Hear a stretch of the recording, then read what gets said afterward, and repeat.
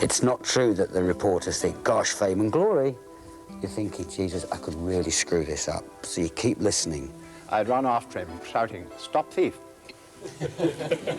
One could prevaricate forever, but in this situation, I would assume instantly that it would be likely to become public. Whether we would judge it to the national interest to make the whole thing public is another matter. I phoned the 9 o'clock news editor and I told him to set aside about 15 minutes of the 25-minute bulletin. I'd say, Willie, what do you make of this? There is something wrong here, and he'd say, my God, he'd say, there certainly is. But it's up to ministers then to deal with the Prime Minister, not civil servants. Thank God. Oh, thank God, yes. If it landed with a wallop, you'd stop the presses. You would? Yeah.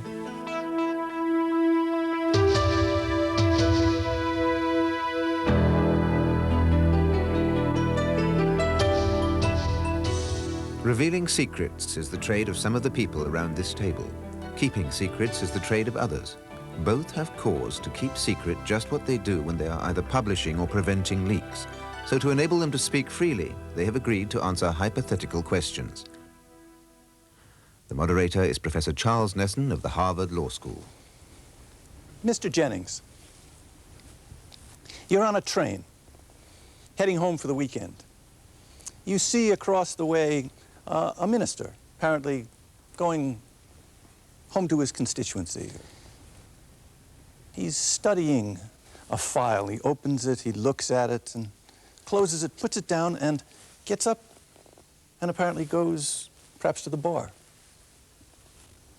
Will you get up and go over and have a look? I want to know what's in that file.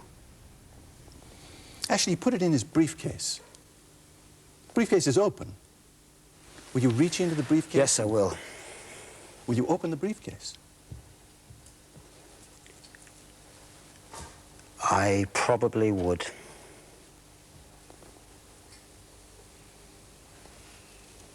Because an hour later off the train, I'd kick myself if I hadn't opened it.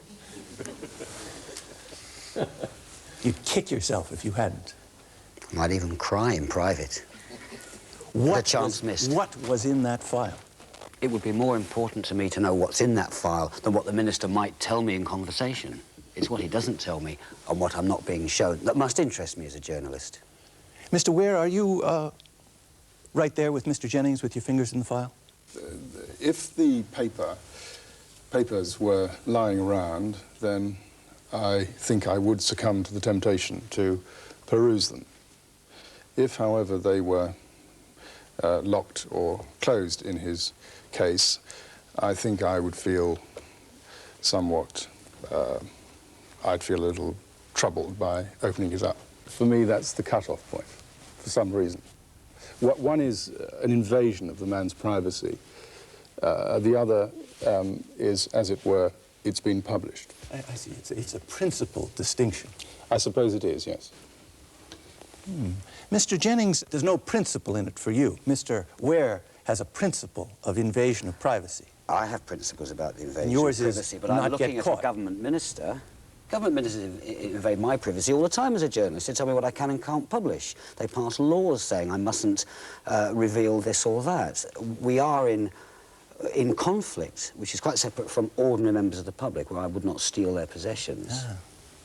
You open up the file and you look in, and what you see is actually a photograph of the Prime Minister sitting in the flight deck of an airplane next to a rather sporty-looking fellow. What do you do? That is a difficult one, because a photograph would be... The minister would realise the photograph was missing if it disappeared whilst he was away from his seat. So I think what I would try to do is memorise what the other person looked like. You wouldn't take the photograph, though? These are split-second decisions, probably not, because you're the only person sitting there. The minister will pick up the file again. The minister is not going to be pleased when he finds something missing, and they've got to look at you. It's not very practical. The train is just pulling into the station.